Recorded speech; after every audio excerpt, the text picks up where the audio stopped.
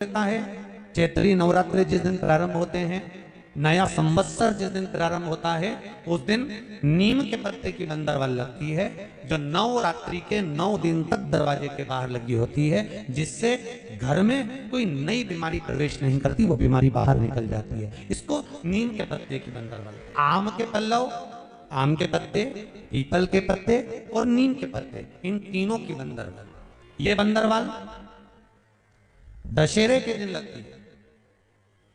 10वीं तिथि को लगकर एकादशी द्वादशी तक लगी रहती है और त्रयोदशी के दिन इसको निकालकर विसर्जन कर दिया जाता है। ये जिस घर में लोग चिड़चिड़ प्रवृत्ति करते हो, क्रोध उत्पन्न होता हो, घर में सामंजस्य नहीं बन रहा हो, आपस में क्लेश बढ़ रहा हो, कोई किसी की नहीं सुनता हो, तब ये आम के पत्ते की, पीपल की और नीम के पत्ते की पल्लव बंदरवाल लगाई जाती है। आज से नवरात्रि प्रारंभ हुए हैं। 9 दिन तक सुबह उठते से ही पहला 1 लोटा जल शिव को, क्योंकि उसी के माँ जगतजननी हस्तकमल पर जल जाना जरूरी है। शंकर का चढ़ा वो हमें फल प्रदान करे, सुख दे, आनंद। आज से नवरात्रि प्रारंभ हुए हैं। 9 दिन तक, नवरात्रि के 9 दिन, अगर आपको ऐसा लगता है कि शिवजी आप बाबा मेरी नहीं सुन रहा, बहुत संघर्ष का जीवन चल रहा है, बहुत परेशानी का जीवन चल रहा है, बहुत कष्ट का जीवन चल रहा है और कोई मंजिल, कोई राह, कोई मार्ग दिख ही नहीं रहा,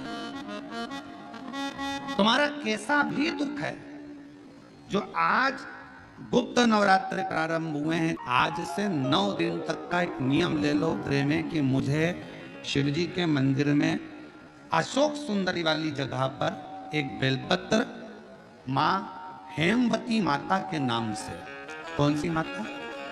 हेमवती, माँ हेमवती के नाम से एक बेलपत्र अशोक सुंदरी वाली जगह पर समर्पित करूंगी। 9 दिन का एक नियम धारण करो और 12वें या 15वें दिन आप देखिए आपका जो दुख है मेरा बाबा उसको काट कर ही नवरात्रे जो आज से प्रारंभ हुए हैं, नवरात्रे में हेमवती माता का स्मरण करना, एक बेलपत्र का पूजन करना, या एक बेलपत्र के वृक्ष के नीचे आप 9 दिन तक भी, अगर मंदिर तक भी नहीं जा सकते, मंदिर में आप बेलपत्र रखने नहीं जा सकते, तो आपके घर के आंगन में, द्वारे पर, बगीचे में, आपके घर के आंगन में, द्वारे पर, बगीचे में, आपके घर के पास अगर कोई बेलपत्र का पौधा है, वृक्ष है, उस बेलपत्र के वृक्ष के सामने एक बेलपत्र का पत्ता रखकर भी अगर आप उस पर जल चढ़ा रहे हैं या पूजन कर रहे हैं हेमवती माता के नाम से, तो उसका फल आपको मिलेगा।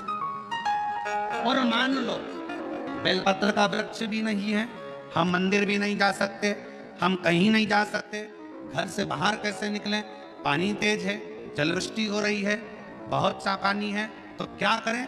अपने घर में जो शिवलिंग है, तुम्हारे घर में अगर जो शिवलिंग है, तुम्हारे घर में जो शिवलिंग विराजमान है, उसी शिवलिंग के साक्षी में, सम्मुख में भी अगर हेमवती माता का नाम लेकर अगर एक बेलपत्र समर्पित करोगे 9 दिवस तक, तो उसका फल मिलेगा जरूर, उसका फल मिलेगा। फिर से बोलो, कौन माता? हेमवती। कौन है ये? शिव महापुराण की कथा कहती है, जब माता पार्वती जी हिमालय राज के घर में प्रकटी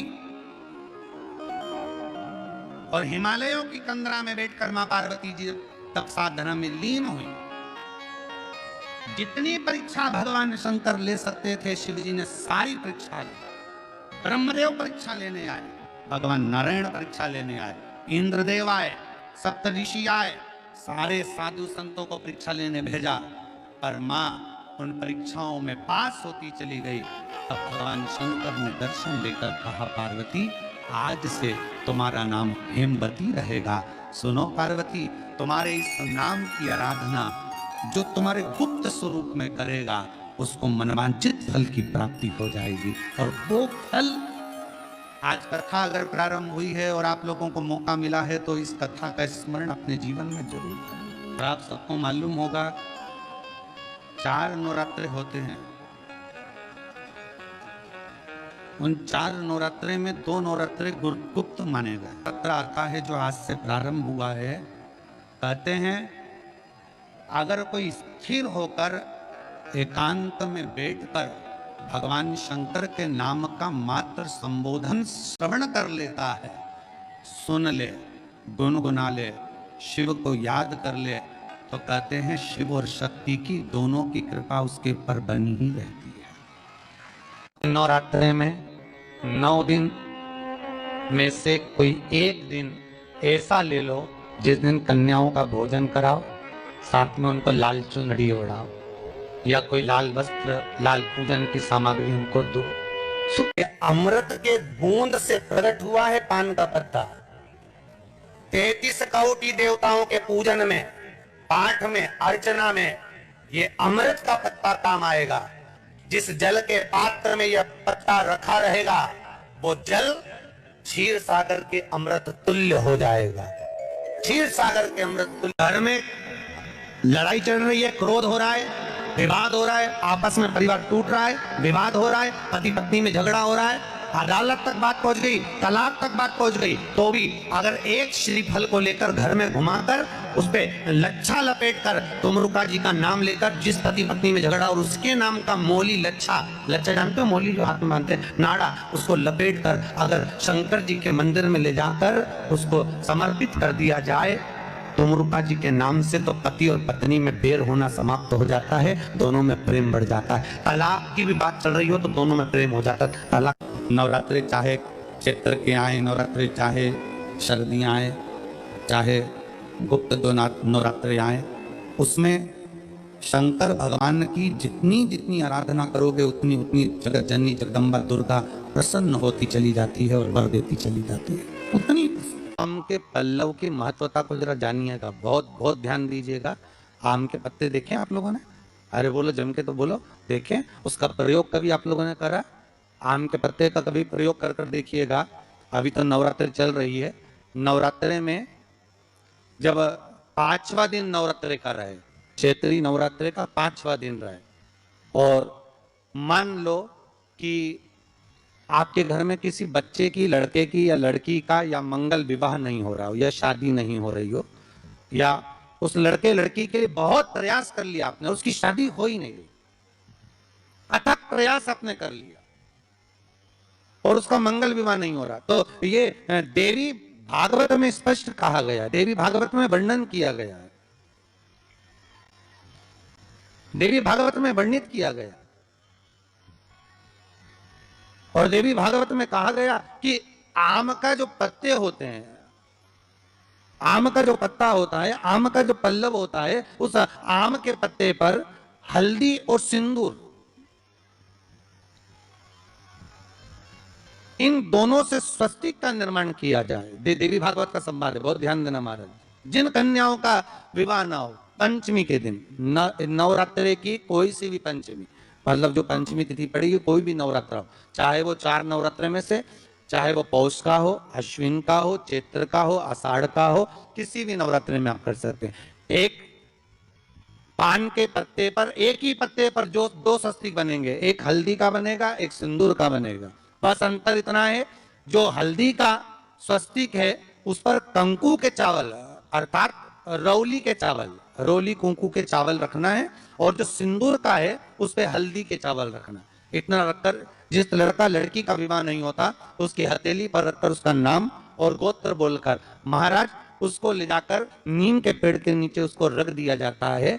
मात्र 3.5 या 4 महीने ऐसे रहते हैं जिसके अंदर उस लड़का और लड़की का विवाह पक्का हो जाता है। जिसका विवाह नहीं होता केवल उसी के लिए,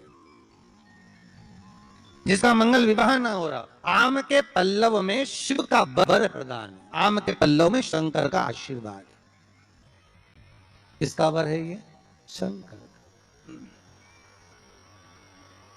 11 आम के जो पत्ते जिस डाली में लगे होते हैं, वो डाली कोमल सी डाली, 11 टुकड़े महाराज एक कच्चे सूत से लपेटकर 11 बार उसका भाग, जब उसको लपेट लोगे इस तरह से इकट्ठा करके, आगे का जो भाग है 11 बार कच्चा सूत लपेटने के बाद जो भाग पीछे का आगे का कोई भी हो उसको शहद में डुबाकर शिव जी को समर्पित कर दो। किस जगह पर रखना है?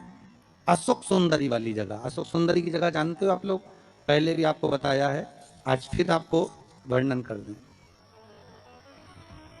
नवरात्र में जितनी शंकर की आराधना कर सकते हो उतनी करो। शंकर की आराधना करने से नवरात्र में शक्ति का बल बढ़ता है।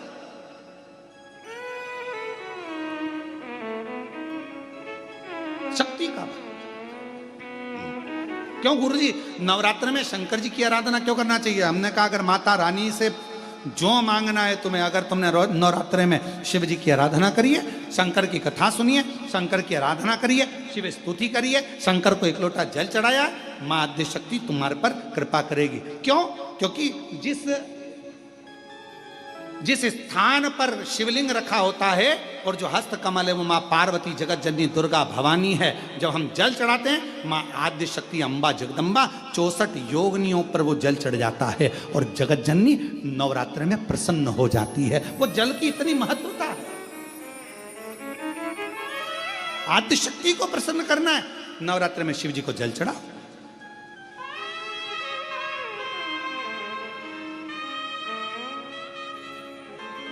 कोई बेटा बेटी है,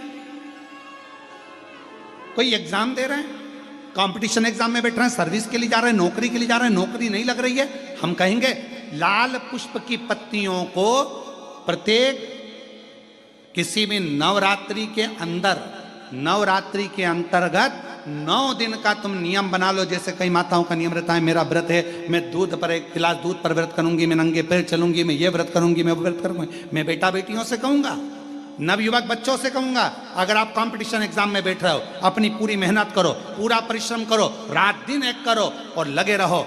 और 9 दिन तक नवरात्रि में 9 लाल फूल की 9 पंखड़ियां या 9 कोई भी चावल लाल कलर में कर कर, कुंकू में कर कर, अगर माँ जगत जननी के मंदिर में नहीं जा सकते, माँ भीड़ रहे तो शिवलिंग की जो जलाधारी है, जहां पानी गोल घूमता है, इस जलाधारी पर कहीं पर भी नवरात्रे में 9 दिन तक या तो लाल फूल की पंखड़ी 9 या 9 चावल के दाने लाल कलर कर कुंकू में, लाल चंदन में उस स्थान पर चढ़ाना प्रारंभ करो। 9 दिन के बाद तुम्हें 15 दिन और निकलेंगे, उसके बाद तुम्हें खुद लगेगा कि तुम्हारी जॉब, तुम्हारी नौकरी तुम्हारा बाबा ने लगाया है। शक्ति का बल। परिश्रम जरूर करना, मेहनत जरूर करना, रात दिन पढ़ाई एक साथ करना और अपने परिश्रम को नहीं छोड़ना। मेहनत जरूर करो पर साथ में ये प्रयोग भी करो नवरात्रि का। देखो शिव और शक्ति का बल तुम्हें प्रसन्नता देता है कि नहीं देता? शिव शक्ति का बल हमें प्रसन्नता देता है कि नहीं देता?